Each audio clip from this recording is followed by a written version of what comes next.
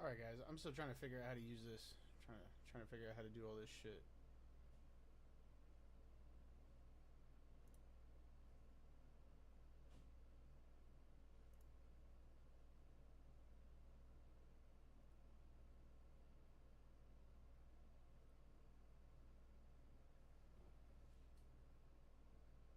All right, guys. I'm still trying to figure out how to use this.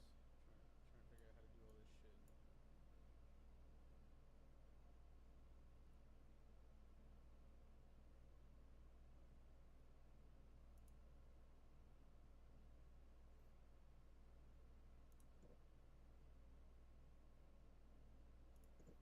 There we There we go. go.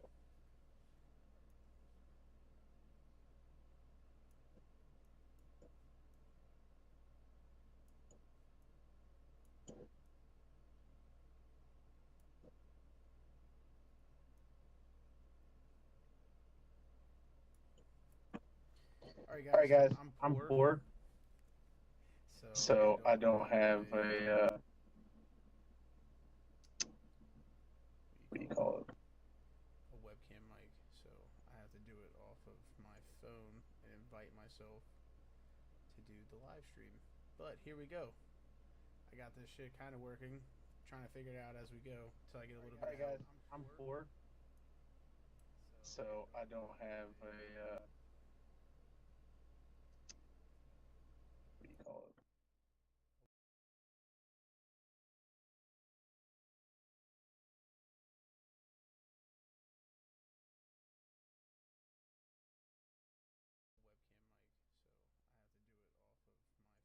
webcam mic. So I have to do it off of my phone and invite myself to do the live stream. But here we go. I got this shit kind of working.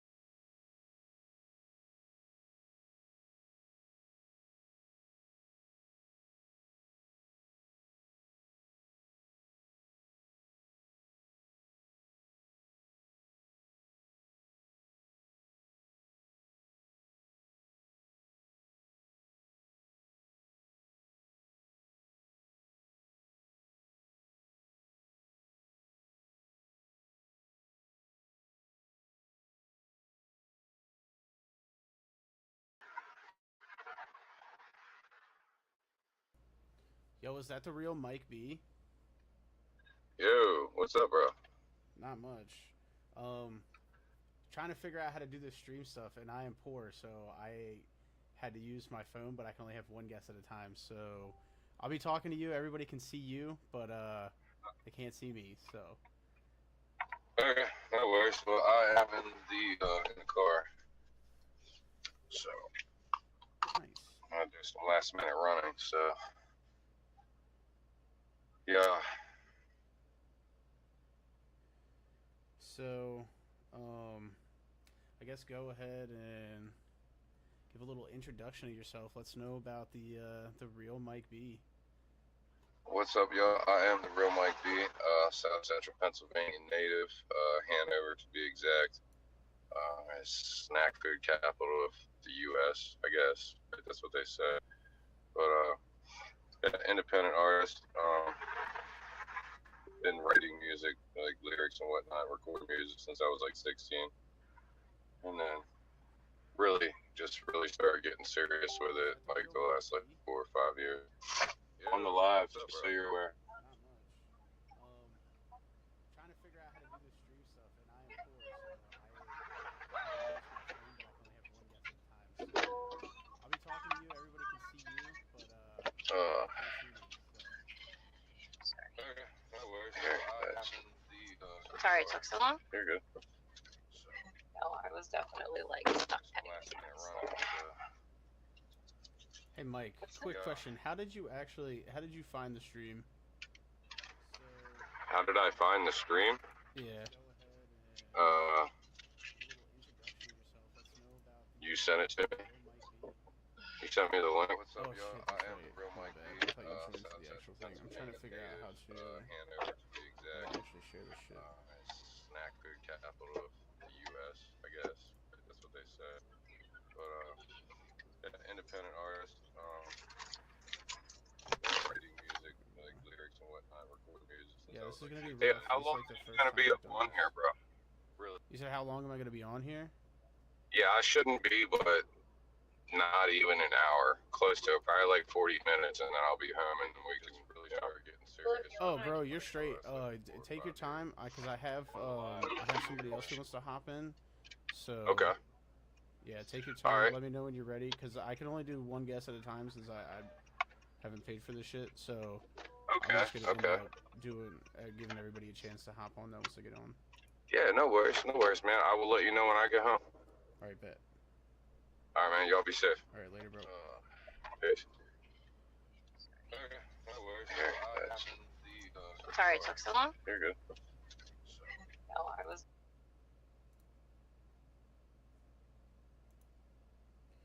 All right, Bully, you should be able to hop on now. If you're watching, I don't know if you were able to find it.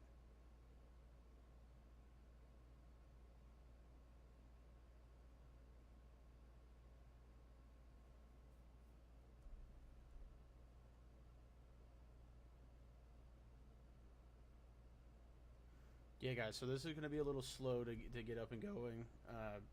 Apologize. First time trying to run a stream, to be honest.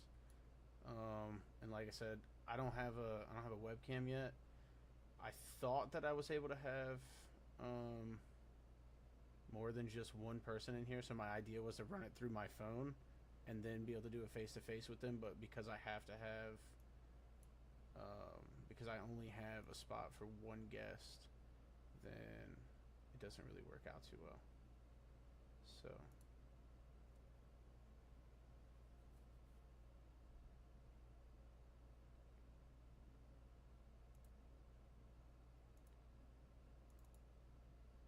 I am just waiting for my boy Hendrix to hop on right now. He's a pretty dope artist that I met through Twitter. He is from Michigan, I'm pretty sure, if I remember right.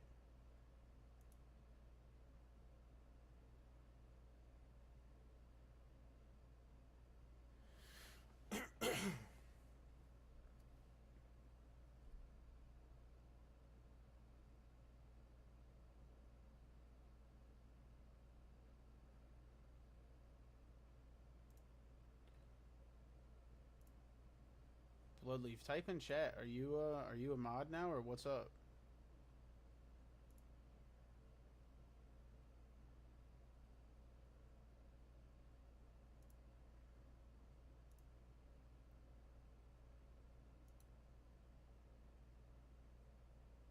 Yo, Hendrix.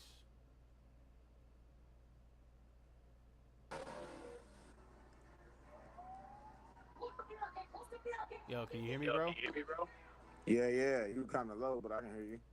All right, bet. Let me tell you. Is that a little bit better? My TV might just be loud. Hold on. Give me 1 second. Let me turn my TV down.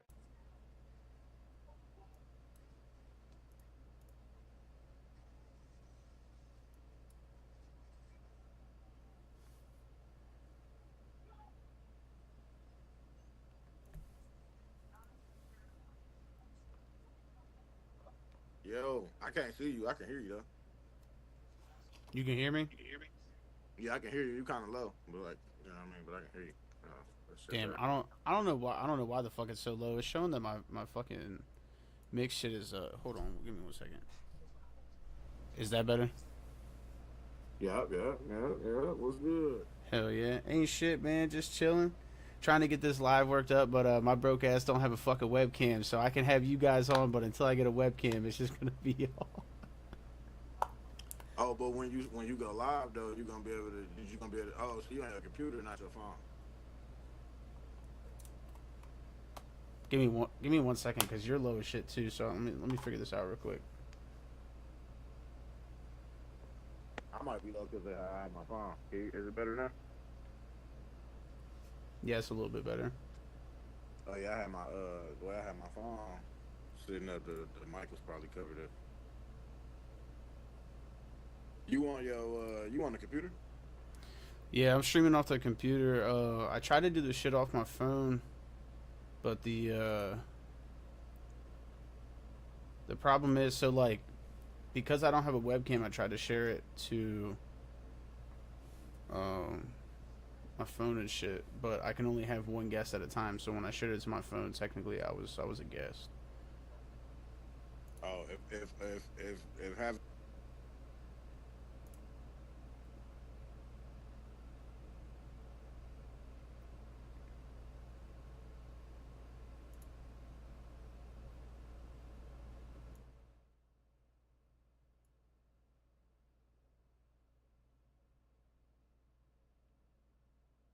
Give me 1 second. I'm still trying to figure out this fucking audio. I don't know.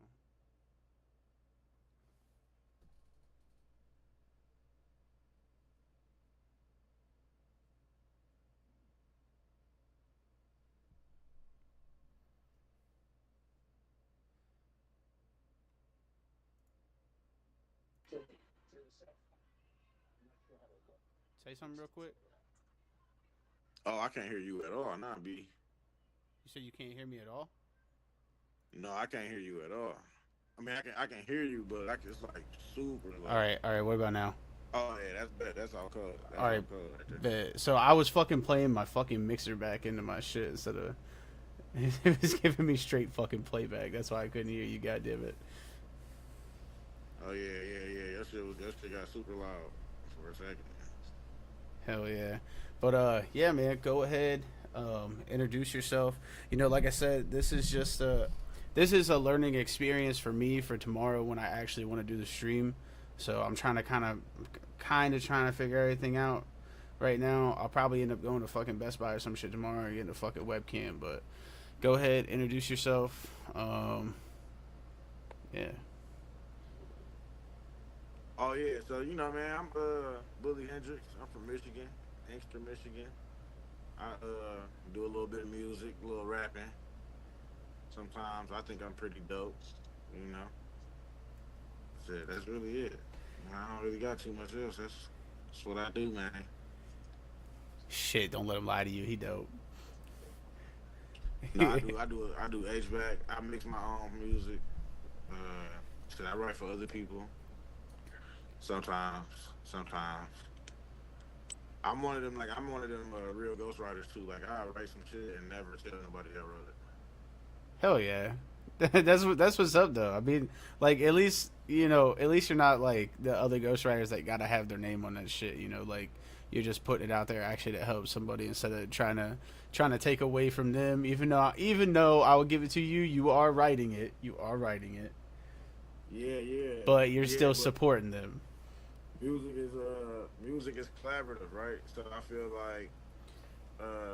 like now, mind you, I feel like that. Like music is collaborative, but I've never had anybody write for me. And not saying that in the sense of like if you let other people write your shit, it's something. Or I don't know if I should be cussing or not, but I already said it. So not saying it in the sense of where like it's a problem to have somebody write for you, because if I'm being honest, and not because if you have people watching this that knew me, uh, they would be like, "Oh, he just saying that because Drake his favorite rapper and whoop de whoop and Kanye and ooh." But and it's not even because of that. It's just because music. So I think that rap has tried to play by different rules than everybody else, and it's never been a problem for people. And I don't know, I'm rambling, but it's never been a problem for people,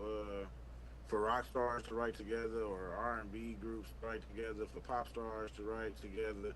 But when it comes to rap, it becomes like this huge issue to have somebody write for you. And I always felt like the way that rap started was people talking about what was going on in their communities. That don't necessarily mean that what happened in the community actually happened to you. You were just the one that was able to put what you're saying into words. So technically, you might have wrote what happened down, but you ain't live it. So you basically wrote somebody else wrote that for you, in my opinion. And I know that might be reaching. People will be like, "That's reaching." That's kind of reaching, but it's also not, because a lot of the people that are superstars in rap tell stories that it's not theirs. So, I mean, but music is collaborative. So I wouldn't, you know. I see where you're going with that though, and I mean, I feel like that stigma probably came from, like all of our old heads back in the day, fucking Tupac, Nas, Biggie, and that shit. Because I feel like most of them during that time period, didn't. I don't know too much because like I haven't actually done research on this, but I feel like they didn't reach out as much as newer artists do now. That's just from my perspective. Like I said, I haven't really actually done a lot of research on it. Now, as in, so like I don't really have a problem with the ghostwriting shit, right? To an extent, right? Because technically I use a little bit of ghostwriting, but it's from one person only, and we both bounce off of each other. So I don't know if you could necessarily call it ghostwriting, because we're actually like writing together in the sense of like we're sitting down in the studio where we're actually fucking working on a song together. So if I'm stuck on a fucking part of my verse or something, they might say some shit, and then I'll get an idea, and then I might use some of that and then change it up to make it my own a little bit, but they got me stuck off of that bar for my verse, and then I'll do the same thing for them, like Leaf. No, they don't. People don't consider that ghostwriting. So I mean, cause like I could see that how it's not, but I could also kind of see how it is. Cause if you don't come out and say like, "Hey, this person helped me write this shit," then like technically, wouldn't that be somebody who's ghostwriting in a sense when you think about it? So okay, so I think what you saying is, you in the studio with your mans, and y'all working on you working on the song, and your man sitting there, and he might not necessarily be working on the song, but you come to this bar and you like, damn, I don't really know what I should say right here, and then he be like, well, you say this, or you record a song and you like your man's here and he like, no, you should change this bar to this, or you should change this word to this, and you change it and it work out better. People don't consider that ghostwriting. They consider it ghostwriting if your man's wrote half of your verse, or if your man's write a hook. And just to piggyback off what you said about Nas and Biggie and them, they say that it's a rumor that Mace wrote a lot for Biggie. I have heard that. I think I was talking that with my dad at one point because he was talking They because Mace we wrote a was lot for Biggie. And they said the song "More Money We Come Across, the more problems we see." They say Mace wrote that verse for oh Big. fuck, dude, He wrote that whole song. I could see that too. Shit. Yeah, you might be onto something there. I haven't heard too much into that, but you might be onto something there. They say Mace wrote that whole song. He wrote the whole song. Cause that's like you've probably heard it. I can't. What fucking song is that? Is that fucking Say Less? The fucking I was working on that shit with Leaf and fucking we got to a certain part. I think it might have been. I think it was in the second verse, and it was fucking God damn it. I can't remember the whole fucking bar now, which is bad as shit because I just did this shit last weekend. But I remember the one part that he wrote that I thought was fucking sick as fuck, and I gotta give him all the credit for that shit because he said fucking stoking the embers of fire to flame, and I was like, God damn. I was like, that was a fucking bar. All right. And you used it. What'd you say? You used it. You used the bar. Yeah. I used it. I used that, and Yeah, I don't know, man. I don't know if I would consider that him writing for you in a sense. You know what I mean? And so, yeah, I don't know, man. I don't know how. I think I would only consider somebody. I would only consider it writing for you, and this is just my own personal opinion.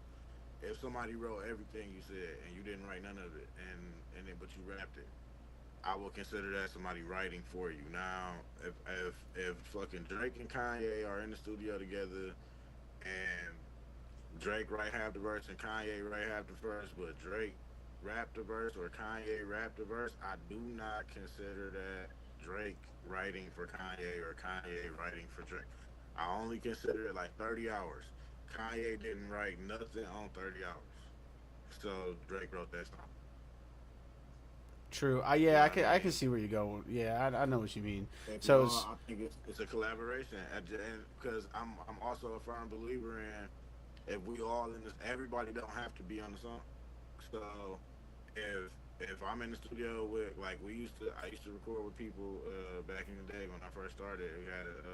We had my little crew or whatever, and like exactly what you said, we'd be in the studio bouncing ideas off each other.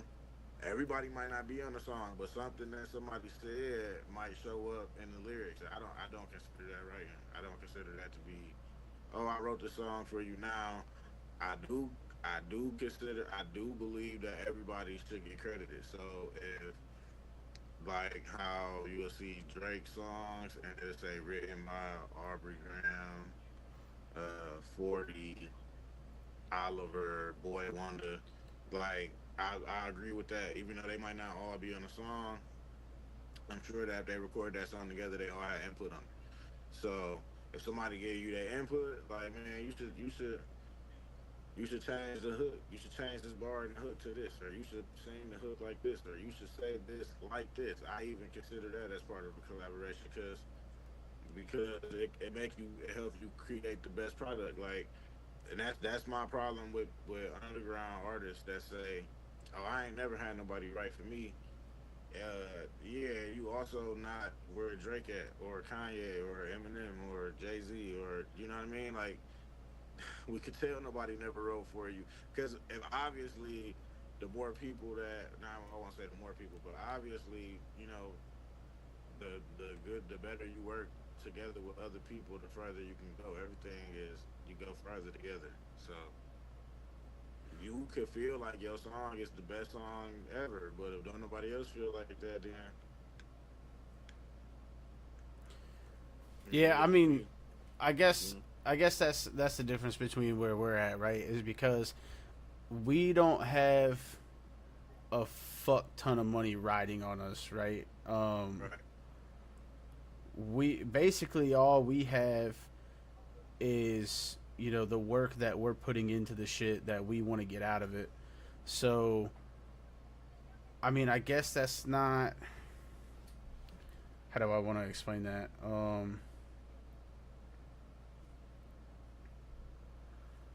Damn, I just lost my train of thought. Shit. I mean, but when people hear your music, they think your music is dope, right? Like, you haven't had. I mean, I don't know if you even had that moment yet where somebody was like, "Your music trash." Oh no, I definitely had that. I had that. So here's the thing, and like I don't give a fuck about it because so I rejected,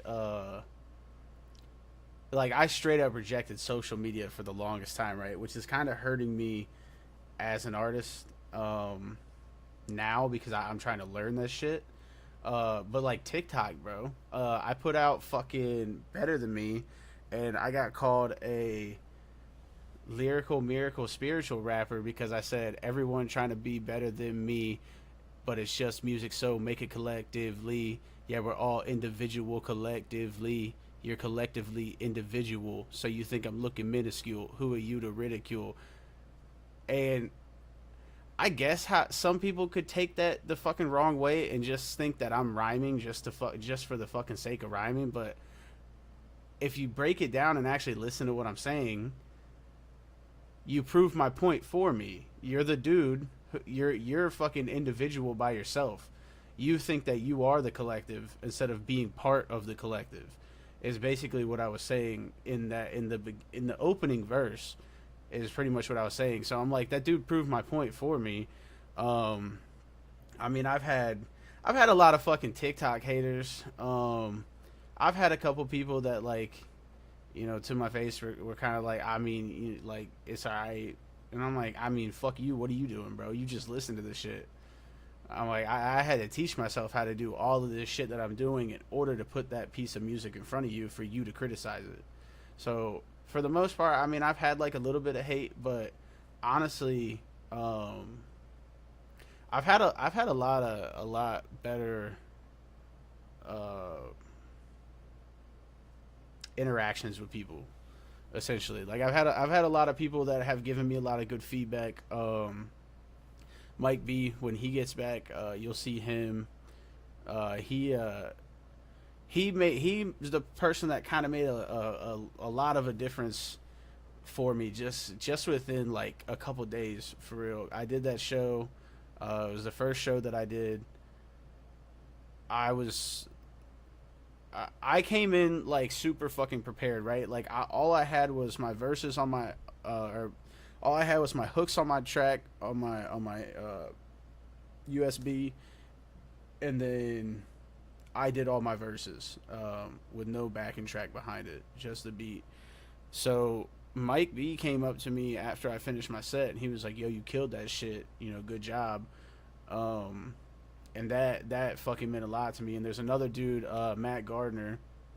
He's the one who puts on the shows for ASA, which is artist supporting artist. Shout out artist supporting artists. I appreciate you guys. I appreciate you, Matt, Drewby.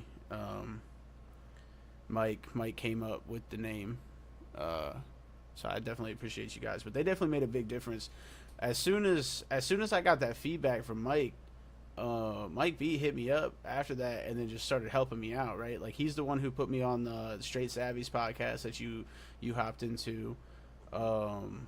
Straight Savvy fucking, you know, started helping me build more of a platform, get more followers and shit. And pretty much all the people that I ended up meeting and interacting with that took a liking to me after that show gave me all good feedback.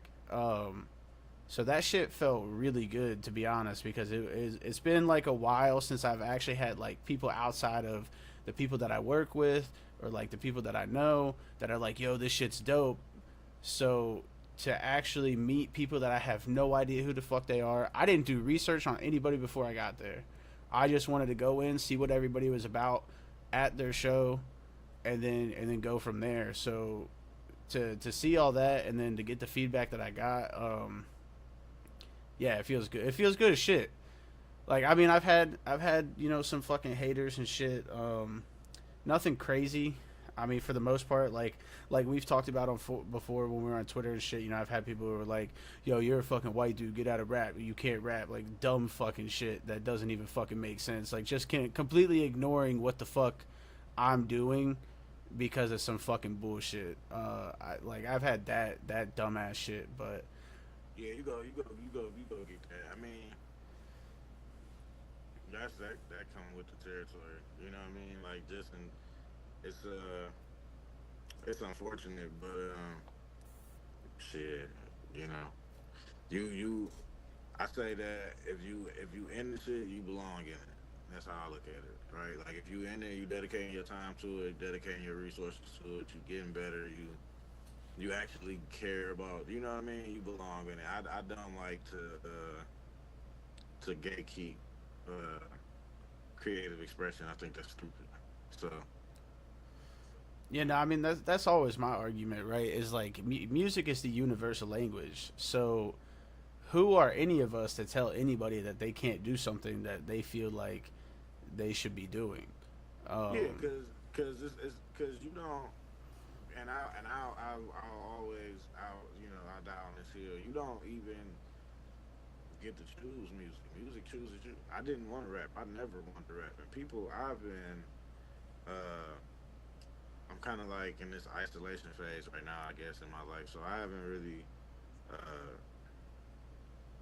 like you talk about like people on TikTok. I don't know. I don't get many people commenting on the music. They might listen to it. I do okay numbers, but I don't get many. That's why I do the review shows. Like you see me on Spooky Kitten and trying to find more of them to get the music out, but just to hear the feedback on it because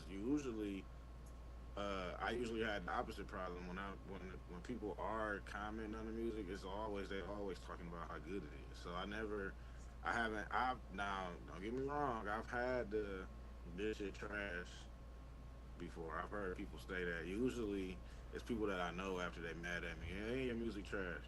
Yeah, okay, that type of shit. But I usually get a lot of good feedback on the music. But my point in saying that was to say that I didn't even want to rap.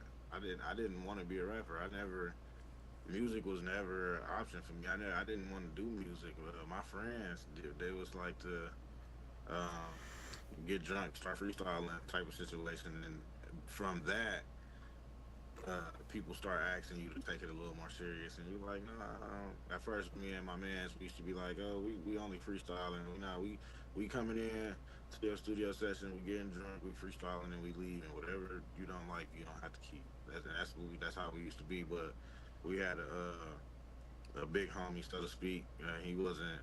He was he did music at the time, and he wasn't going for that. He's like, y'all not coming to the studio with me unless y'all gonna write some shit. And his engineer at the time was really, really close to Akon.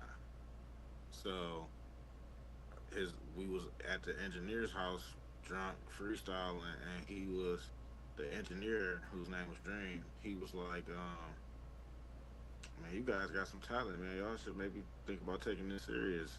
And he like at that point in time they challenged us to write a verse to the song they were working on. So we did, and they liked our verse. They kept our verse on there, and ever since then it's just kind of been that. It still wasn't serious. It was still like we only did that because you challenged us to do it, and woo woo woo woo. So we still freestyling and doing dumb shit, making mixtapes on the phone over industry beats, and people start kind of hearing that in the neighborhood, and it kind of became like a pressure thing. Like, man, y'all need to go ahead and put some shit together. So then we started writing and taking it a little bit more serious, and then uh, it's that come that time when you start taking something serious, and all the people that were encouraging you, now they not encouraging you no more.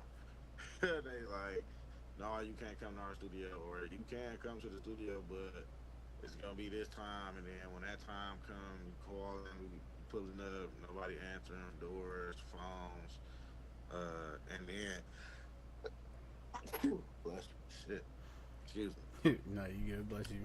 And then much like what you said, it's all about if you got the will to do it, you gotta teach yourself now, right? You gotta teach, you gotta learn.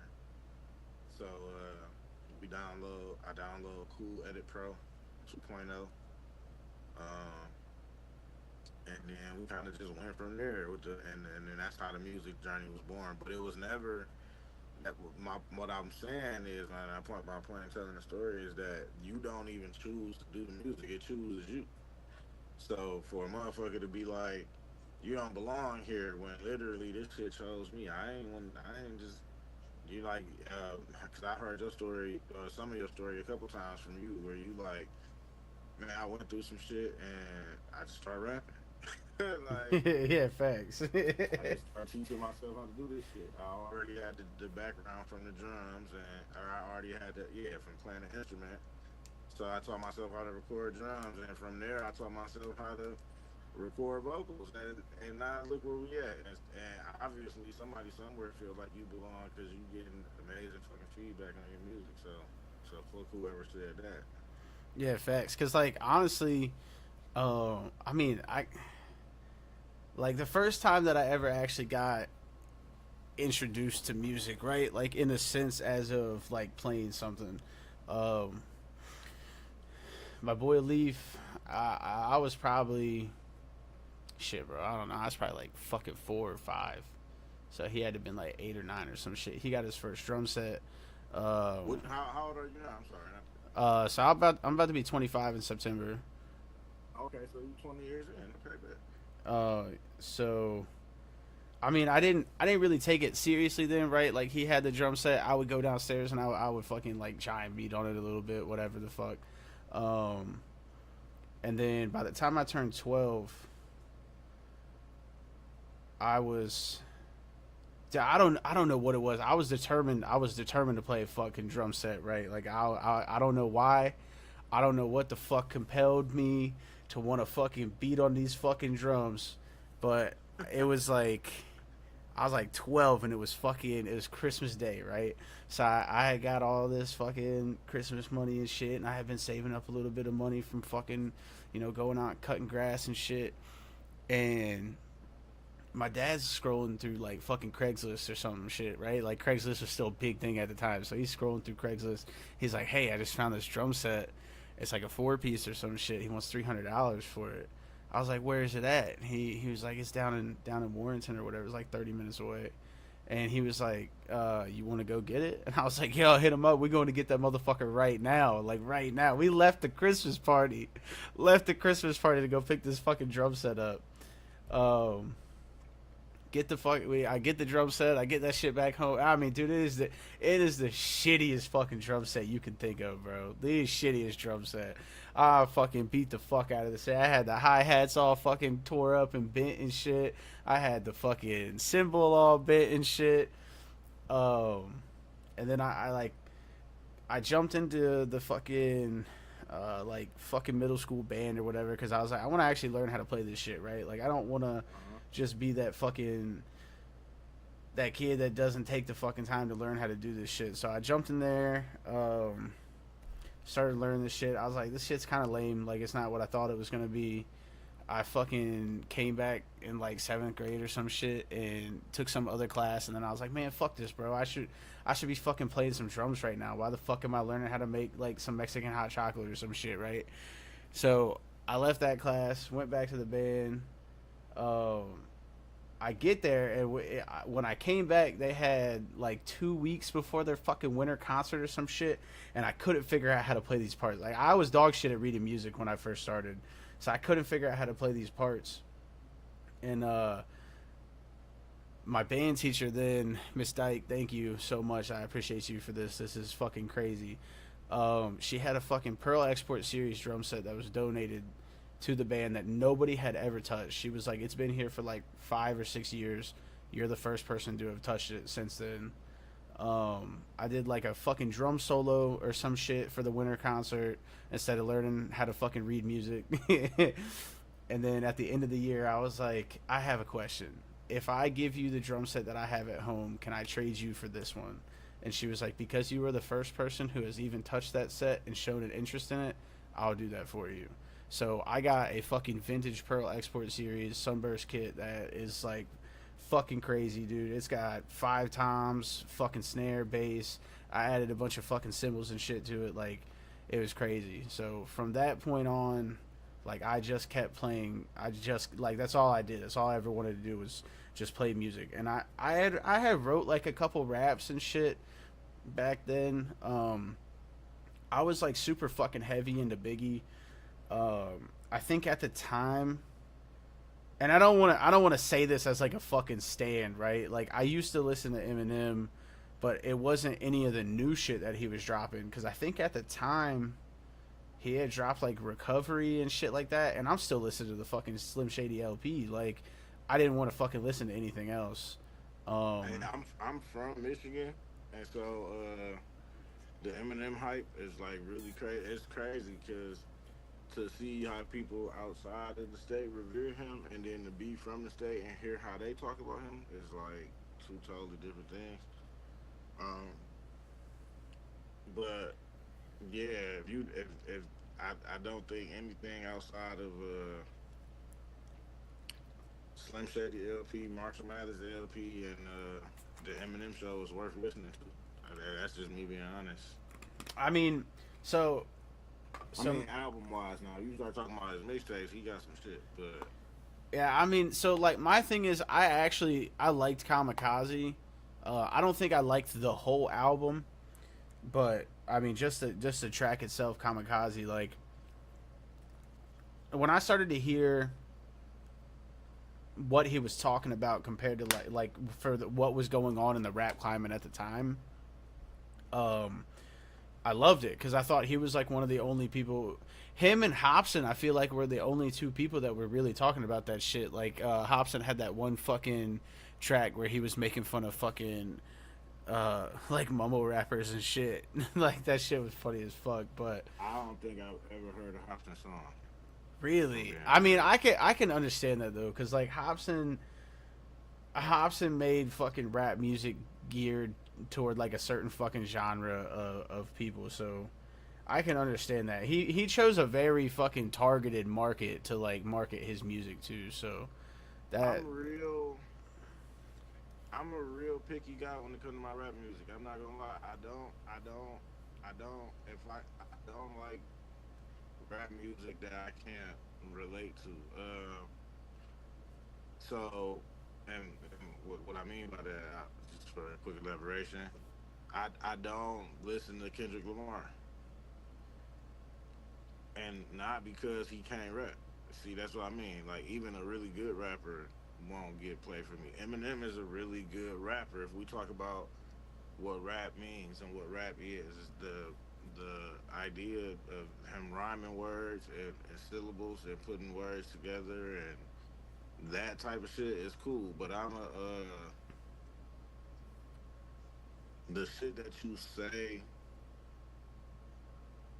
and this is like everything. I don't consume meaningless words. Yeah, no, I get you. He's because he mastered the art of MCing, essentially. Yeah, he can rap. Like he can rap. Like it's no question about it. If people want to call him the best rapper, I'll agree with you when it comes to rhyming words and syllables and shit like that. But when you start talking about, when I'm listening to what I'm saying is, I'd rather listen to Jay-Z because Jay-Z is painting a picture with words. Yeah, because you got like your lyricist, and then you got your fucking like dudes who like MCing and like just being like dope at rap and shit. As to where like your lyricists are like Nas, Biggie, Pac, Jay-Z, like shit like that. See, and I'm not a fan of Nas. I don't really like Nas. You will never hear me say turn on that Nas, bro. Not even the Illmatic. Not even the Illmatic. Nothing. Damn. No. He's another one of those Eminem, Kendrick Lamar type of guys to me, like, and it's different with Nas because he does use punchlines and metaphors and he does paint pictures with words. But with Nas, it's like, to me, and this is just my own personal opinion, it's no feeling to it. It's like Nas don't even really want to be doing this. Oh, I see what, because like he doesn't use the enunciate like the influxes and shit like a lot. He's like, very monotone when he raps. I'm listening to Renegade, right? And then I hear M say, "Go to war with the Mormons, take a bath with the Catholics in holy water. No wonder they try to hold me under longer. I'm a motherfucking spiteful, delightful, the new Ice Cube. Motherfuckers hate the like you. What did I do? You know what I mean? Yeah. Like all of that rhyme and they go together. But then I hear Jay Z say, I had to hustle, my back to the wall, ashy knuckles, pockets filled with a lot of lint, not a cent, not a dent, a lot of innocent lives lost on the project bench. What you hollering? Gotta pay bills, bring dollars in, and then I can see that. I can not only am I hearing what you're saying, I'm looking at my ashy knuckles. You right? Do not step to me. I'm awkward. I box lefty and often. My pops left me and often. My mama wasn't home. Could not stress to me I wasn't grown, especially on nights when I brought something home to quiet the stomach rumbling.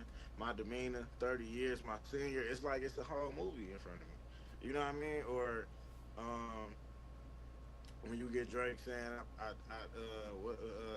it bothers me when the guys get to acting like the broads. Guess every team doesn't come complete, but niggas like ours. I guess that's why I see no. That's why I guess that's why I feel no need to compete with people like y'all. I just pray that when you see me, you speak up, homie. That's all. Don't be ducking like you never wanted nothing. It's feeling like rap changed. It wasn't time. It was rugged. Back when if a person reached, it was for a weapon. Nowadays, people reach just to sell their records. It's like you understand that, right? That feel like something to you. He ain't just in there just saying something to be saying it. Ain't. I ain't put these words together because they sound cool. The word versus go to war with the Mormons, take a bath with the Catholics in holy water. No wonder they tried to hold me under. It's like you. It's sweet because it rhyme, and the cadence is there and the pattern is there. But it's just like you just saying that because it sounds sweet. You ain't saying it because you lived through it. You ain't saying it because it means something to you. You ain't saying it because you trying to relate to whoever. You saying it because I'm a rapper and I can put these words together and I could come up with a sweet cadence to make it connect to you, but I ain't leaving you with nothing. You know what I mean? And Yes, so it's kind of like it's words, but they're empty. They're empty words. yeah, Like and yeah, like for me, um, I like I completely understand what you're saying because like if you bro, I mean honestly, I hate this fucking track, bro. If you listen to fucking Goliath, the track that I made, if you listen to Goliath, right, like that shit is some fucking hot garbage. I'm not gonna lie. I leave that shit up because the way I built my catalog was to show people where I started at, yeah, yeah. and then where I'm at now. Because if you go listen to Goliath, right, like Goliath is dumb as fuck, and like I'll admit that. Like even being as a small artist as I am, Goliath is dumb as fuck. But if you listen to Goliath and you go listen to my last release with myself, dude, that whole entire fucking song is painting a fucking picture the entire fucking time. Like I'm diving deeper into what these words mean rather than just saying the words for the sake of saying them. Like I'm actually I'm telling something. And it's the connection between you and whoever. Because when I hear it, it's like, oh no, he mean that shit, right? And then I'm wondering why you mean it and why it means so much to you. And then you tell me you had an interaction with a fan who's like proving what you mean in the song, right? So then it's like that shit has it's an actual meaning to you, and then it's being proven in real time, right? Like I go supernatural flow in the song. I say, oh, she left me, so I'm single. I ain't. Oh, I say no. I said they've been waiting on me hand and foot. Shout out to my bitch. Oh, she left me, so I'm single. I don't even want to mingle. It's a super because you like. And if you know me and you know what's going on at that time, you like, oh, damn, him and his girl did just break up. His girl she did used to wait on him hand and foot. It is people hating on him right now trying to take him out. It is he do got this going on. He do got this going on. And then, but not only that, it's somebody halfway across the world like, man, me and my girl just broke up too. I miss my girl. She used to wait on me hand and foot. Then they hating on me. They telling me who I can't be and what I can't do, and they ganging up and trying to, come for the crown and whoop de whoop whoop. And then what I mean. You see it on the. It's like man. It's just I'm picky with the rap I like because I don't. because what you saying got to mean something. They might got to. Everybody don't look at it like that. I mean, obviously, because you got people out here that just go out there and say anything because it rhyme and they sell a lot of records and and so. But for me personally, man, I'm not into the. So that's why I say if you belong here when your music resonate with people that ain't you. Yeah, facts. And that's like, cause that's like another thing, like with myself, like when, like, cause I have that part that's fucking, I'll drown in the flood. I want to be loved. My heart's been pushed to the side. I'll bridge the divide. I'm sick of the lies. Ran out of places to hide. Taking the bid cause of your crime. I'm locked in the cell of my mind. Don't want me to shine. Try to get out. The stars won't align. Like, so even though I'm... That's fire. You see what I mean? That's fire. Who can't feel that? I appreciate that, but like, and it's like the shit rhymes and it makes sense, and like I added the metaphors and shit in there because it's like when I looked at that shit and I was like, taking the big cause of your crime, I'm locked in the cell of my mind, don't want me to shine, and I'm like, oh shit, so I can make this, I can say what I want to say, but I can do it in a better way rather than just saying it like in like the most simple sense. I can add a fucking metaphor to this and make it sound better, but still say what I want, because I'm talking about the battle that we always face within ourselves. That person that's inside you that's like, the one that every time you say you want to do something, you want to do this, there's always that other person that's in your head telling you like, nah, you can't do that, you ain't doing that. You can't, right. I'm stuck in the mud. I want to get out. The stars on the line. Like, what you mean? Like, who? Like, that's what I mean. Like, bro, yeah, okay. I've been on that same journey. I'm on that same journey. I've been trying to get out. I can't. It's the stars not lining up for me. But I got so much passion with it myself that I can't not do what I'm doing right now, right? Because it fucking chose me. I ain't choose to do this. Yeah, facts. And then I mean, because like also like basically what you just said, I pretty much followed that up with saying the same thing by saying, fuck all the fame. I can't begin to explain. Gotta release the shit on my brain. It's hard to contain. The voices won't cease. I'm looking for peace. Can you relate? I want to be great. Like, so I do. I'm not going to lie to you with that song. My boy Leaf kept telling me not to release it. He kept on telling me to wait because I had an idea. Like where I live at, there's a couple fucking there's a couple bridges and they get dark as fuck, especially if they don't have the lights on. But if they have the lights on, some of them fucking flicker because my fucking town is too cheap to fix shit. So I was like, yo, we'll make a fucking video. We'll do like, I honestly, we could have done a fucking entire music video for it so I could cut it up into shorts and shit. But basically we were just gonna flip it, and I was gonna basically just be mirroring myself, like talking to myself throughout the video. And I just couldn't do it. I mean, I might have jumped the gun a little bit, but I had to get it out. I was like, I can't just leave this one in the vault. I was like, this one's too good. Once I have it out, even if I don't have promo and shit ready, like it'll be out. So that way when I do my promo, I can fucking drive traffic to it. I can make some fucking dope ass shit with it. But I was like, it's too fucking good to just sit in the vault. I was like, I can't keep it in here. I was like, I wrote this shit for a reason. I need to get it out. I need to fucking get other people to hear it, because I took so much fucking time making that song. And if like I said, like, I mean, you've heard my shit. Like, if you listen from like the earlier shit that I did to this one, like you can see, because this one's got a build up. It's got a build up. It's got tension, and then it's got release. Like, I actually took the time to craft I might movie. not be the best person to take advice on this from, but I'm gonna tell you anyway. I drop everything. I've never released a music video. I've been doing music since 2010. I've never put out a music video. And I'm just like that. If I sat here right now and recorded a song, I'd probably put it out tonight. I'm horrible. I'm the worst person. That whole wait, don't drop your shit. That shit don't work on me either. that shit. If I record it and I'm done with it and I've listened to it a couple times and I like it, it's dropping. I've gotten better um, over the years with that because if you go to my SoundCloud, 2016, I was just dropping songs back to back to back to back to back to back. SoundCloud, uh, what's the other one? Audio Mac.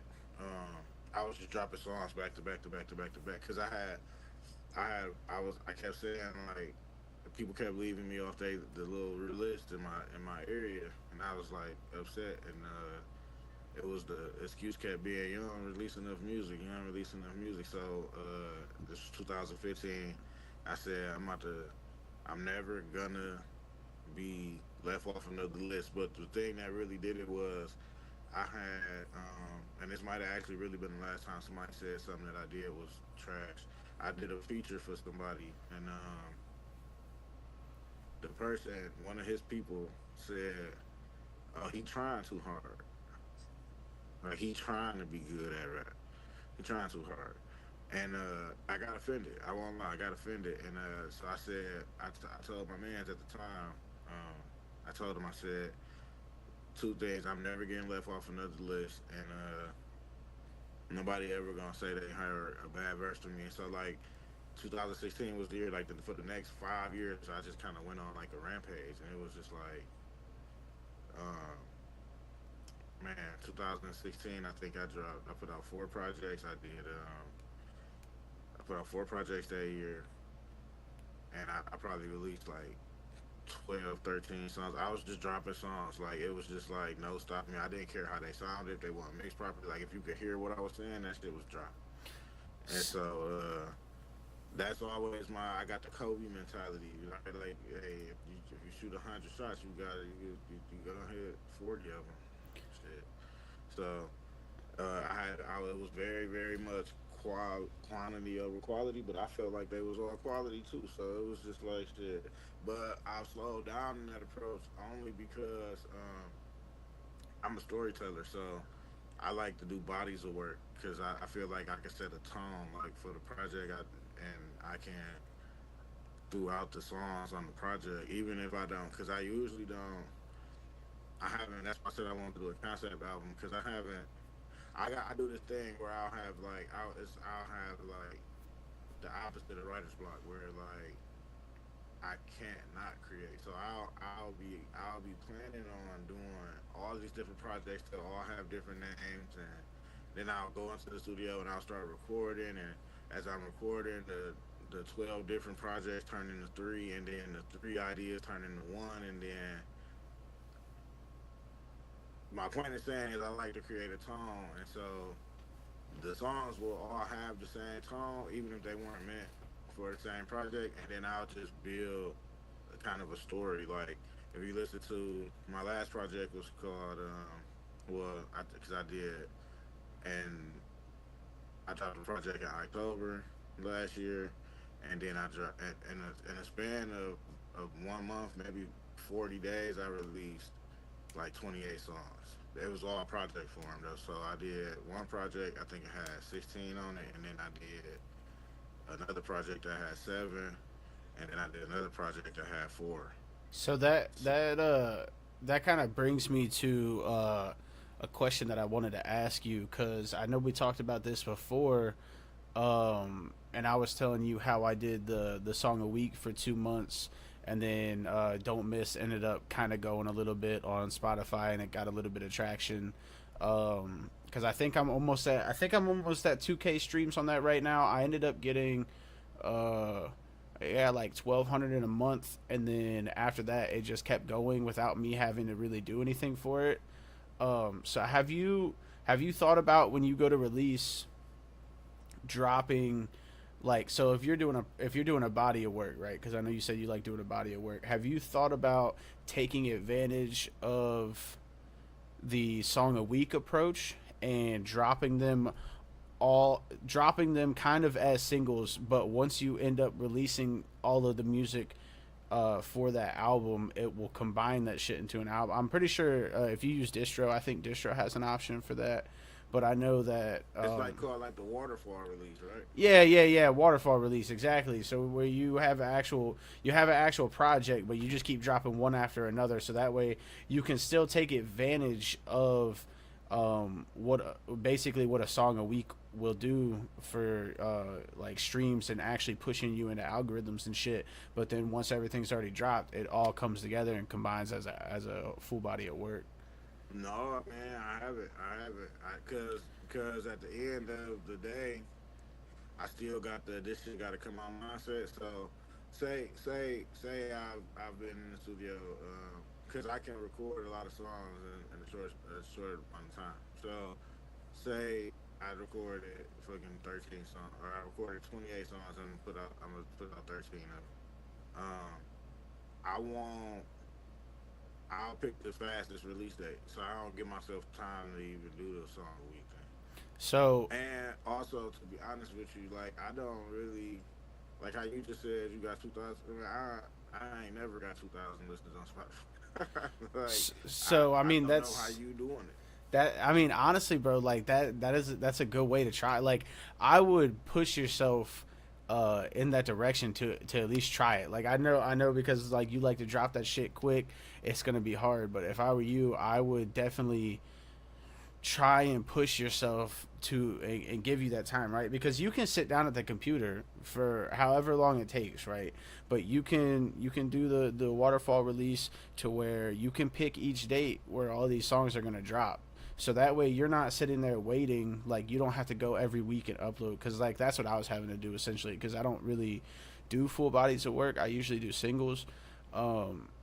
So I would have to go, every week, go sit at the computer, come up with the fucking graphic art, come up with this, come up with that, do all this shit in that week, have the song recorded, fucking ready to go, which is tough. So if you can get a full body of work done, like you're already ahead of the game, right? Because now you can pick Friday night, Saturday night, whatever the fuck day it might be where you got some time to do something, and just sit down at the computer and schedule all of these songs to release on a certain day, have that waterfall effect going.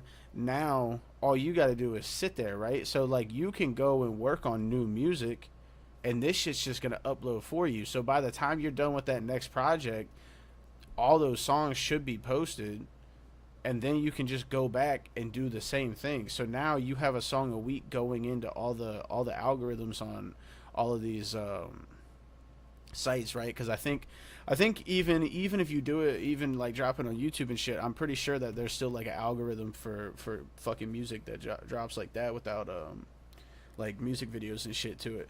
So now you're taking it. Go ahead. I'm sorry. So now you're taking advantage of all the platforms, picking up your music and putting it into a certain algorithm to get you out there. Essentially, that's pretty much how I ended up getting all the listeners. I think I hit my top. I think it was like might have been right at like 1,300 monthlies, pretty much all from Don't Miss. And basically what I had done was, right, like I did a song a week for 2 months, so 60 days. I had a song every single week, and then I think I took a week break, so there was a 2-week span in between when I dropped Don't Miss. And then as soon as I dropped that shit, I ended up getting pushed into fucking playlists. I ended up getting pushed into algorithms. And now that Spotify sees that people are listening to that shit, I mean, the streams on that song go up pretty much every single day. It could be, fucking 5 streams, 20 streams, whatever the fuck the case may be, but it goes up pretty much without me having to actually do anything. No, I'm definitely gonna I'm gonna look into that, man, because I'm feeling like I got the itch right now, man. I'm feeling like I need to, because I like I said, I'm coming up on a year. I think too that hurts me a lot because it's not as consistent. You know what I mean? I'm dropping like yearly. And again, like, based off what you just said, when I was doing that, dropping, I mean, it was maybe 2-3 songs a week at that time, but my numbers on SoundCloud and those type of websites were going up consistently. And that's the thing. Once you stop being as consistent with it, it it start to hurt you more than it help you. Um, you know, because you can again, you know, you put that body of work out and it's cool, but they don't because they understand it. But I mean, you know what I mean? It's like if I dropped right now, I got my projects do 1,300, 14, 1,500 listens. Not maybe not in a month, but like yeah, if you go to my Spotify right now, I think I got 3 monthly listeners. If that, like, it's not, you know. But I also haven't released anything since November. So and then it all comes at once. So I think I'm gonna. I like what you just said about the whole because it sounds like you could say I wanted to release 2 projects on the same day. Well, I could do if it's I could do a song a week from each project for 2 months, and then have both projects released on the same day. You know what I mean? So And then you gotta think too. If you do a 16 month or a 16 song project, right? You got 16 weeks that you can drop a song. Like you literally don't have to do shit. You could post your first 8 songs from that for the first 2 months, right? So now you already have the next 2 months with a song a week coming out, and then once you start to get, you know, toward the end of that run, you can take your other 8 tracks and then post those, and now you've had 4 months worth of music that you're dropping every single week. Even though it's only one project, it's coming up in the algorithms as singles. So you have 16 weeks worth of singles that are just coming out where you really don't have to do a whole lot, but make another body of work and then do the same thing. And then, you know, you think about if you have a 24 song project, like you said earlier, now you have 24 weeks of just music steadily coming out without you actually having to do anything. You really, I mean, you took the time to perfect everything, before you released it and shit. But now you're taking full advantage of all the algorithms that you can get in. It's still coming up as one full body of work once you're finished with it. So that way, each one of these songs is still going to be getting pushed in those algorithms because the way that you released it. And you're like, basically you're taking, so releasing an album is efficient, right? But in the day and age that we live in with streaming, you have to take in account for how effective can you actually be, right? So as an effectiveness is getting it in front of as many eyes as you can. So dropping every single week for 24 weeks, every algorithm that's picking that up, you're getting eyes off the brick every single time. That's like, so I can give you an example, like what you said when you realized that like when you stopped releasing as frequent, it started to hurt you. One of the main reasons that I actually dropped with myself, which I'm really upset that I didn't do it before, like I was talking about, I think I had 102 followers on Spotify, which, like, getting fucking followers on Spotify is harder than getting fucking followers on anything else. I've figured that out because I think I'm almost at 100 followers on Facebook now. Shout out Straight Savvy for helping me out with that one a little bit too. But I ended up losing fucking, I think I have 51 followers on Spotify now. So I ended up losing half of my following just because I stopped posting as frequent. So I realized that shit kind of hurt me a little bit. And I'm taking the steps to getting back on the track of making more music in order to be more frequent with my releases like I was before. But I mean, as you know, you do HVAC. So this is technically the busy season, right? Because everybody needs to have fucking AC. I do landscaping, so for me, this is the fucking busy season. Everybody wants everything done outside. So I don't have as much time as I would like to get my releases out. That's why typically you'll see me in the wintertime. You'll see me having fucking tracks. I'm posting fucking, I'm sending you shit left and right. Because I always got something new. It all just depends on time. So I'm trying to get better at making more time for myself in order to do what I need to do. because I know, like, you know, the live and shit like this, like if I start doing this, it would help a little bit.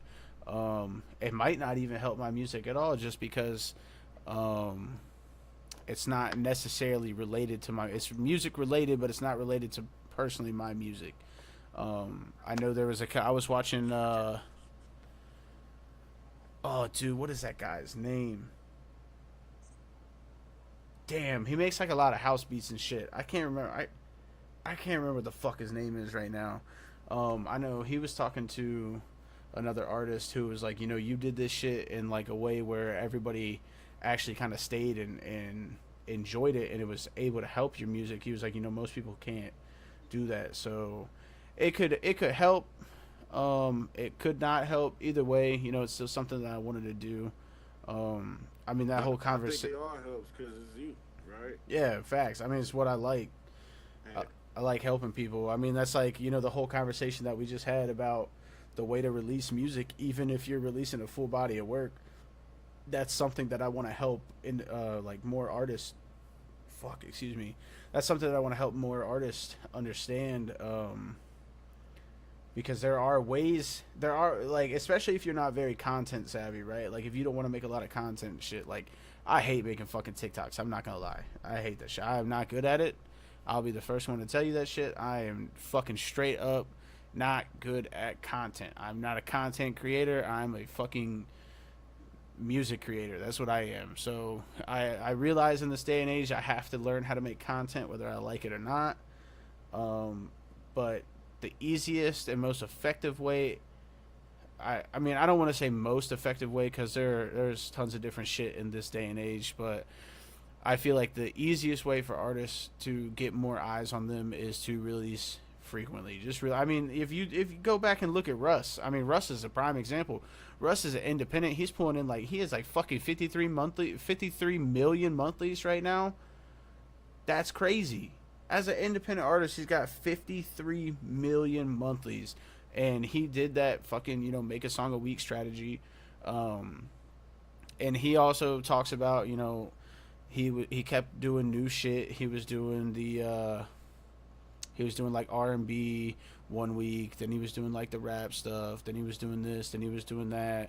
But he's also different in our day and age, and this is something that I was talking to Savvy about, was a lot of people now, especially in the US, love to hear music that is self-destructive.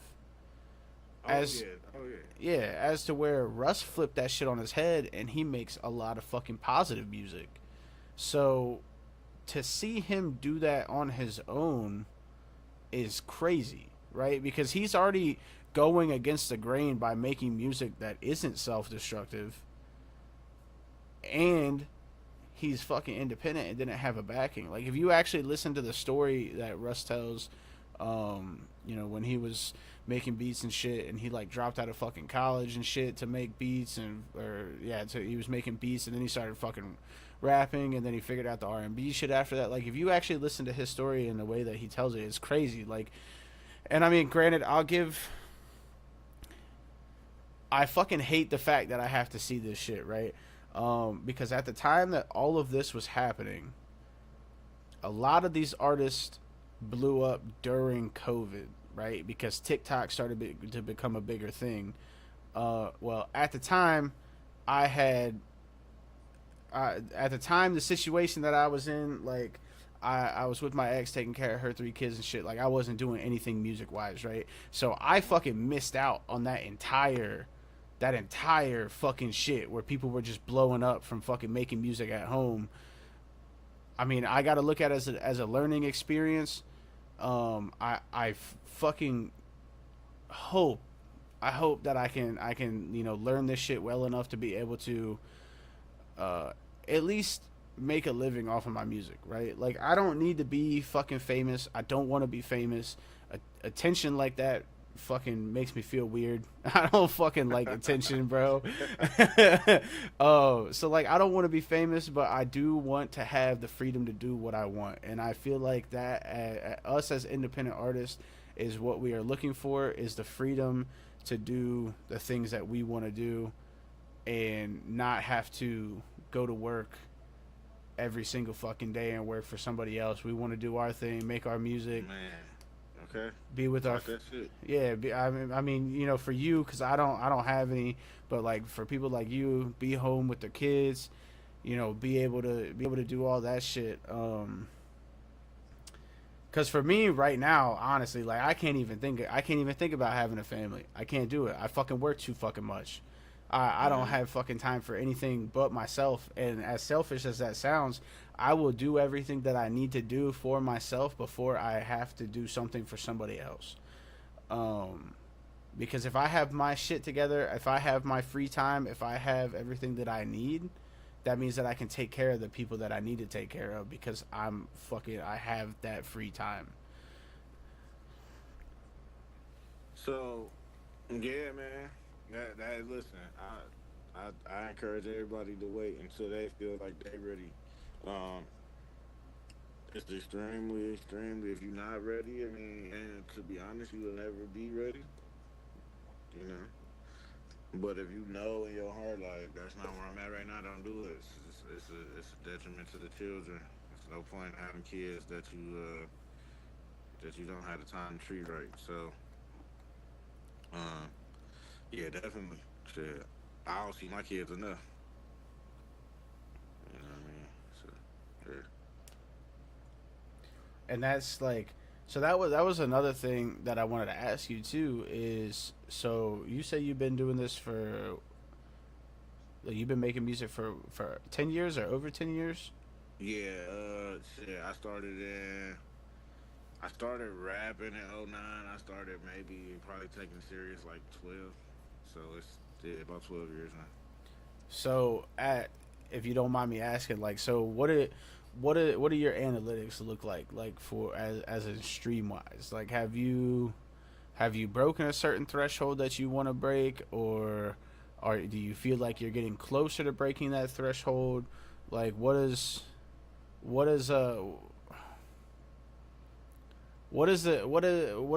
your fan base to stream count look like for you? Is it where you want it to be, or are you getting closer? Hell no.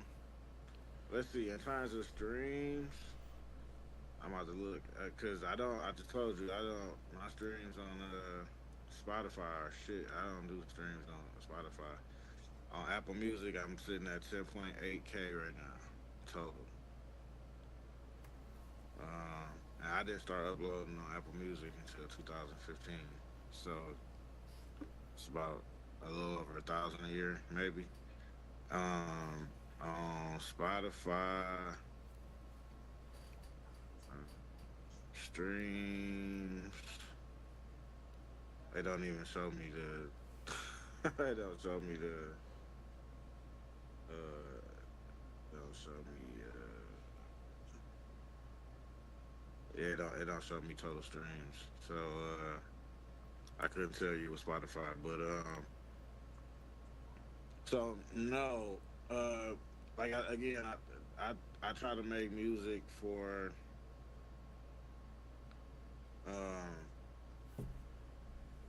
to try to connect with people, right? It's like guidance.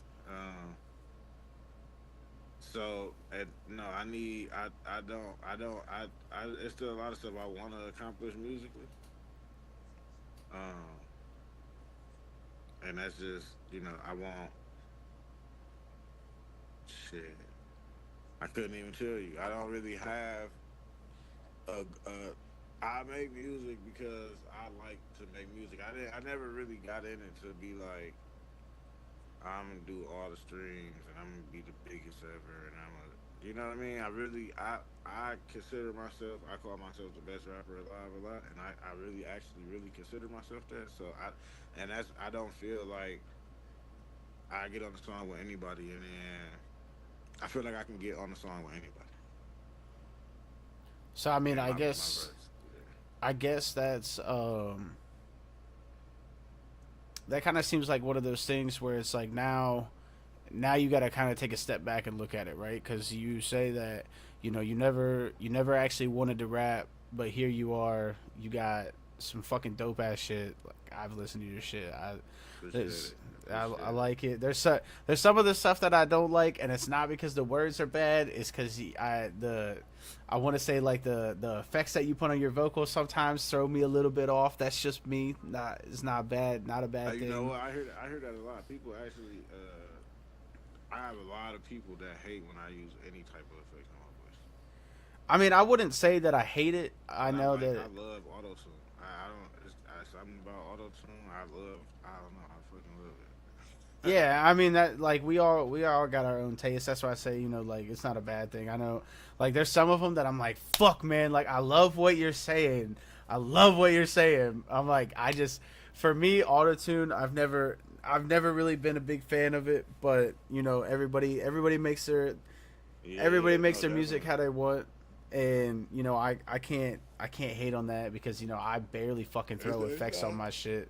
And I know there's some people who probably don't like that. Will you comment from a fan perspective? It's never hate for me. It's always criticism. I mean, I don't know if you said Spooky. I said the same thing. It's a lot. Some of the songs that you shouldn't use the effect on your voice. Yeah, I mean, it's how it goes. What do you want to call it? It's a you know, risk and reward, I guess, is what I'm looking for. It's not the word I want to actually use. Like, I just can't think of the word that I want to use. But sometimes you use it and it don't work for you in the way that you heard it, right? Yeah. I mean, but, so, I guess like I was saying, I guess it's, now you're at the point, right, where you got the confidence in your music, but you said you never saw yourself rapping, and now, like, here you are, you got your shit out. You've been doing this shit for 12 years. I guess now would be the time to say like, hey, what do I want from this? Because when I started, I didn't even want to do this. So it's like now what do I want from it? Because once you kind of figure that out, right? Once you have that what you actually want from it, you can start to make your goals. And then, you know, whether it's like I see you posting the lives when you're in the car and shit, and you like rocking out to some music and shit. Like, it's one of those things where it's like, do you want to build a fan base that loves you because it's you? So if you come on, they're just automatically gonna love it because it's you. Do you want to have a big fucking fan base that streams your music? Or do you want to have a tight fan base where if you got to do a little bit of extra work, you can make good money off of it? You might not have fucking millions of plays, but you can have people that still enjoy your music that help you. Like, I know one of the things that I've been looking at is Grouped. Grouped is they have a free version and a subscription version to where you can post...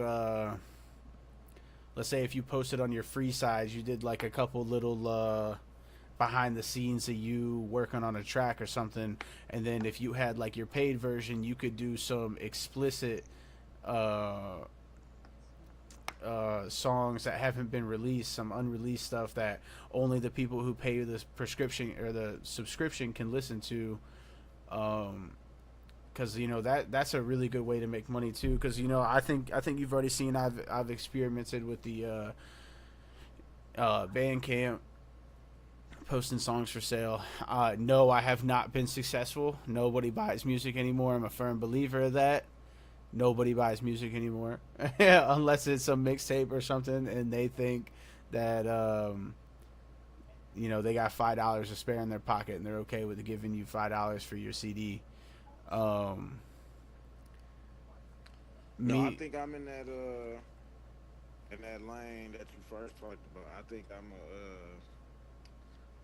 I don't know. I don't necessarily. If I'm being honest, I think I've always felt like if I was gonna be famous for anything, it'd be for being myself. And if you like the music, then you like the music, right? Because I never looked at music as if I never looked at music as I'm gonna be famous for this, because I wasn't actually aiming to be a rapper. But at some point, the music, if you listen to my music, it's very personal to me, because at a certain point, the music became like a therapy. a form of therapy for me. So, um, like right now, I said I've been having a lot of ideas and thoughts about music because as a person, I'm growing as a person, right?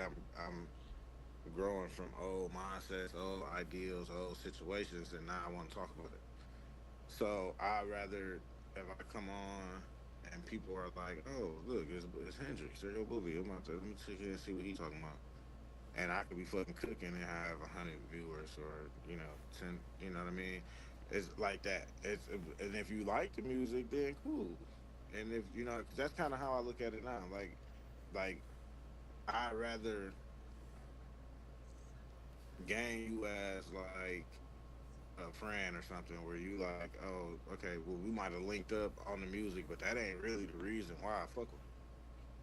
Like, you know what I mean? He cool as hell, so I just fuck with him because of that. And yeah, I like his music, but shit, if I just see him, because I think that if you build a fan base based on any one thing, if that one thing ever changes, they'll leave Yeah, you, right? facts.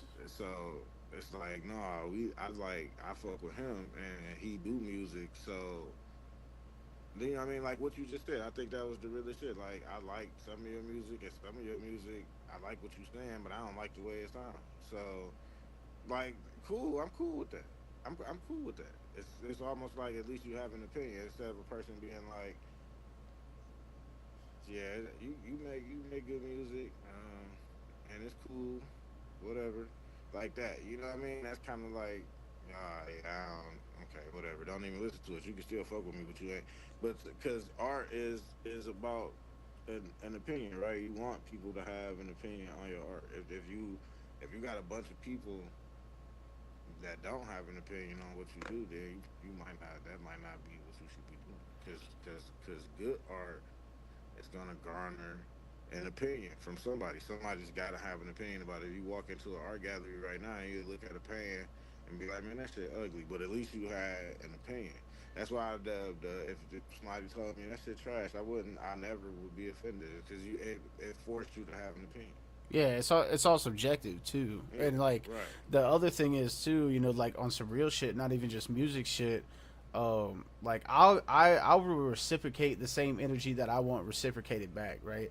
So like how I was comfortable, like I wasn't scared to tell you like, hey, yeah, like I like what you're saying, I just don't like the delivery because I'm not an autotune fan, right?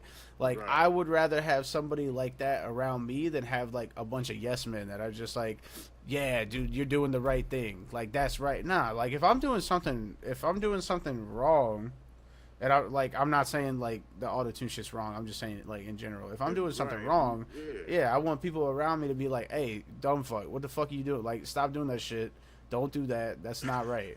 Like, Yeah, have an opinion. You know what I mean? Like, don't tell me it's good, and then I'll be like, well, why you think it's good? Oh, bro, it's just good, or it's bad. Well, why you think it's bad? Oh, it's just bad. Like, no, it's. I'm not saying it's good or bad. I'm saying that I like what you're saying. I don't like the auto tune, and maybe if you didn't have auto tune, we would be having a different conversation. But maybe I might not. I might not wouldn't like it even if you didn't have. So you know what I mean? Like it's a solid opinion. Like, and that's right. You want those type of people around you. Not you don't want you never. That's the most dangerous environment to be in as a creator is to have a bunch of people around you telling you that every decision you make is right.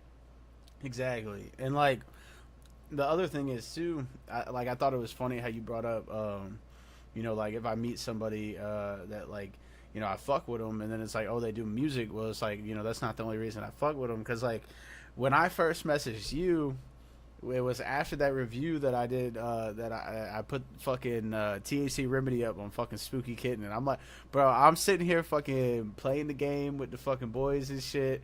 Like, I got the fucking computer set up in front of me. I'm like watching the stream and listening to this shit. I'm like, yo, he's getting ready to play this shit, right? I'm like excited as fuck. And then I see these comments, and like I saw you in one of the comments, and I was like, fuck, bro, I fucking thought this song was good as shit, and like I just got tore the fuck up in chat. Like, they fucked me up on this song and shit. And then I had ended up like for whatever reason, Bully Hendrick, like that name just stuck out to me, and I was like, All right, well let me go and listen to some of his shit because I was like, if people are saying this shit like about the song, I got to do a little bit of research. I got to see what they got going on because like whatever the fuck. And then when I did that research, I was like, yeah, I'm hitting this man's up on fucking Twitter, bro. Like I'm about to talk to this dude. Like I feel like we could probably do some shit. I don't give a fuck what he said. I was like, I know he's fucking right. I can hear I'm off in the shit. Like I fucking know, bro. I get it. That was one of the songs when I was doing my song a week shit, and I was just pushing it out. Which, by the way, that whole song was one take. All the fucking hooks in it, I fucking did those. That's why that middle hook sounded fucking off.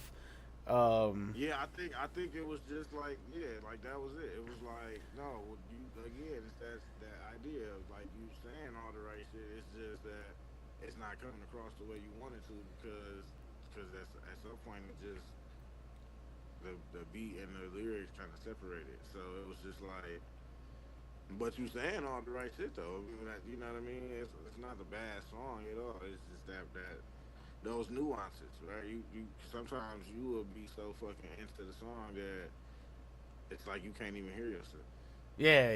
I'm so far into the song, right? And that's why when you get that's why we do this. That's why we send songs to reviews, and that's why we, you know what I mean? Because deep in the heart of every true creative, you want somebody to tell you, even if. Man, I mean, maybe I'll just speak for myself on this. I live for the moment when people tell me something is wrong with the record. I'm not gonna lie, for real. I don't remember what the other dude's name was. Except he had said that shit like as soon as the fucking song started. I was like, bro, I haven't even gotten through the fucking second bar in the hook. What the fuck are you talking? Like, I was like, all right, bro. Like, what? I ain't gonna fucking look at that one. And then I think you had said something a little bit later, so I was like, all right. He actually gave the song a chance. He fucking waited. He didn't just like pop out the gate like talking that shit. Because I don't think it happened to like it was like either the middle of the second or like the end, like the tail end of the first. Yeah, exactly. Like the first hook was great, and then I just ended up fucking getting off fucking somewhere, and it happened. Whatever the fucking song's released now. Oh well, fuck it. I ain't redoing it because I only move forward. I hate fucking going back to old songs. Now, that's what we talk about. It's all subjective because somebody else would hear that and be like, "He fucking killing it." Yeah, I like that. I was honestly shocked, right, when I had seen you guys say that. But I always forget, like, Spooky has a bunch of fucking artists that are actually on there. So, like, when I show it to regular-ass people that just consume music, they're like, yo, I fucking love THC Remedy. That shit's so fucking dope. Like, whatever the fuck. Listen, sorry to keep cutting you off, because I always tell people, artists are the most critical people that you will ever meet. That's facts. Because even as much as we try to be fans, we're never truly fans. We only hear songs and the perception of how we would have did it. That's facts. So we are we critical of our own shit, and we critical of the shit that everybody else do. The only people that respect the opinion of an artist is another artist, because you know how hard it is to do that shit. So when you say, oh, your shit, I like your shit, I like your music, that it means so much to me. But people on the street that do not do music, that have no interest in going in the studio and creating a song, they think that we're superheroes. And you will never in your fucking life hear a fan tell you that your music isn't mixed or mastered properly. You will never hear a fan say that. You will never hear a fan tell you that you offbeat. You will never hear a fan say, well, but you could have said this like this right here. You will never hear them say that, because they genuinely do not give a fuck. No, they just want to hear that shit that cranks. That's it. They just want to vibe. That's it. That's why it's so many rappers and artists that me and you will sit here and say, man, this shit is trash. And we only think it's trash because we don't do music in that way. So you listening to it and you like, I would have did this so different, and this shit is trash. but they be having the number one song on the radio. They be having 50 million monthly listeners. They be having, and you could never even understand why it's like that. But and it's because you are critiquing the music from the standpoint of artists and not as a fan. But fans, regular people, they think we are uh, superheroes, and they will never take the risk, and they also will never tell you what's anything wrong with the music. So Unless they really just don't like it. before I comment on that, I want to say before I forget that when y'all said when y'all were saying that shit, I took that shit to heart, right? So I'm happy you guys said that shit, because the next song that I released after that was Better Than Me, and honestly, y'all motherfuckers in the chat were the reason why I wrote Better Than Me. And it wasn't like hate or nothing like that. It was like, yo, I'm gonna come back and I'm gonna show y'all, because like there were a couple people that I was getting the vibes from. We weren't one of them, because you just actually gave like critique on that shit. But like there was a couple of them where I was like, oh, okay, so you just think you're better than me, right? So I put the fucking click track on. I did that shit. I took my fucking time. I wrote everything to fucking fit. And I was like, you ain't never gonna fucking hear me off beat again, because I don't want to fucking see that comment. That's not the shit I want. I don't want to come into a review and then 2 fucking bars into my song, somebody's like, yo, this dude all over the place. Like, bitch, what the fuck are you talking about? I'm 2 bars in. How the fuck am I already off? I wasn't, but that's why I was like, oh, okay, so you think you're better than me then. So that's one of the main reasons why I wrote that shit. And then honestly, that's why we do reviews. That's why. I'd much rather you have done that than to been in because if I would have seen you in the comments arguing with people about how they felt about your song, and you would have messaged me, I probably wouldn't have said nothing back to you. Yeah, no, I mean, I don't try to be confrontational with people in music. And one of the main reasons is because this shit has gotten fucking, like, crazy as fuck, right? To the point where, like, if you say some shit about somebody's music, they're ready to just come fucking beat your ass, fucking shoot you, whatever the fuck, just because you don't like their music. As to where, like, opposed to back in the day, like, beefs in music weren't because somebody was like, oh, you suck at fucking, you can't fucking stay on beat. It was more like, oh, we got some real shit going on that's fucking like an actual fucking beef. Like, there's some real life shit happen. And now it's just like, so I don't fucking like to be confrontational. I think that shit's stupid as fuck. I would rather, like, I took it to heart, don't get me wrong. Like, I'm sitting there playing the game. I got sad as shit. I thought the song was fucking great. I'm like sitting there, I'm like, damn, guys. I was like, I don't even want to play the game anymore. Like, honestly, I just want to go to bed. Like, and then fucking, you know, I fucking came back from that. I started fucking searching for beats and shit. I found one that I liked, and I wrote to that shit. And I was like, I ain't off beat on this one. I was like, so let me, because like my plan was to come back in the review, because it was the next week actually. My plan was to come back in the review and post that shit, but fucking Spooky was doing all that shit, moving or whatever the fuck he was doing. And I was like, damn, I can't even fucking come back and show him this shit. Like, I gotta wait now. Yeah. But you put that shit together, man, and that's shit. That's all that we could really ask for you. Which this phone about to die, so I'm gonna have to get up off of here. But hey man, I'm glad that shit we connected, cause I think your shit dope, for real, and I think that as an artist, you just gotta continue to improve. Facts, I appreciate that, bro, for real. You know what I mean, like. And also, shit, I'm also, like, yeah, one of them people that's, shit, if you need whatever, shit, just, you know what I mean, let me know, because I don't have a problem with helping another creative create, man, or get to the point to where they feel like they are, you know, at the best version of what they do. I know that you feel like that already, so it's like anything that I could do is shit, just let me know. Like, that's why I was telling you when you was telling me that she was gonna start doing the lives and shit. I'm like, hey, if you up there and you know you lonely or you don't know if you know what I mean, shit, pull me in. I can talk. I fucking talk it out, man, and you know what I mean. Shit, that's how we keep the genre going forward. Facts. And I even forgot about you. I gotta fucking send you that shit. I'm gonna try and finish that fucking verse tomorrow and then send you the rest of that shit so you can start putting some fucking bars to it.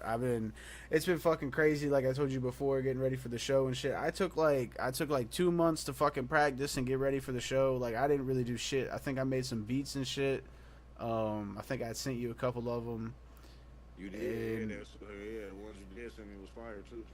Yeah, thanks, bro. I appreciate that for real. But yeah, Like, so one of them you sent me was like super crazy. I think that's what kind of started getting when the creative when this started to come back for me because I think I had so many bars for it. It was just like damn. And then you start rapping. I'm like, oh, okay, you going crazy too. Fuck yeah, man. Because I started getting into I started making like a lot of fucking like Memphis inspired beats for real, and then I kind of took a hiatus from like the rap shit and then started making like a lot of R&B shit because I want to try and venture into that realm a little bit. I've been working on my voice for that. I haven't really found it yet. I know sometimes I can get it and like sometimes I can't, so I'm like fuck, like I just got to keep on working at it because I don't want to put like some subpar fucking R&B shit out there because like R&B you gotta be R&B. I feel like R&B is a little bit harder than rap. Like you really gotta be on your shit when you're doing R&B because like if you're off, like everybody fucking feels that shit. Right. Yeah. That's facts. Tonight's not a good night, man. That's Definitely on facts. the next one. Well, yeah, man. I appreciate you, man. Shit. I'm trying to charge the phone if it's really about to die on you. All right, homie. Well, you have a good night. I appreciate you coming on and talking it up. I'll probably end this because the other two guests that I was supposed to have on, I didn't give Mike B enough time or enough heads up before the show, and leaves out on vacation at the beach with shitty ass service right now. You let me down right now, boy. But hell yeah, I appreciate you coming on. Like I said, I will be back up tomorrow. I guess we will be doing the first official episode. I'll have that a little bit more pinpointed on what I want to talk about instead of getting thrown off a little bit. I'm gonna have to go to the store and get a fucking webcam so I don't look like a fucking amateur doing this shit. But I appreciate you coming on, and I would definitely be working on some shit tomorrow before the stream. The stream tomorrow night is gonna be at I'm gonna go ahead and say 9:30, 10 o'clock is probably when we're gonna go live. I'll post an update on my Facebook. I'll probably see if I can post an update on YouTube, Instagram, and I will let you guys know for sure what time we are going to be on tomorrow. I'm going to aim more for 9:30 than I am 10 o'clock. But I appreciate for everybody who tuned in. I appreciate our guest, Mr. Bully Hendrix. Thank you for coming on, and I will see you guys tomorrow night.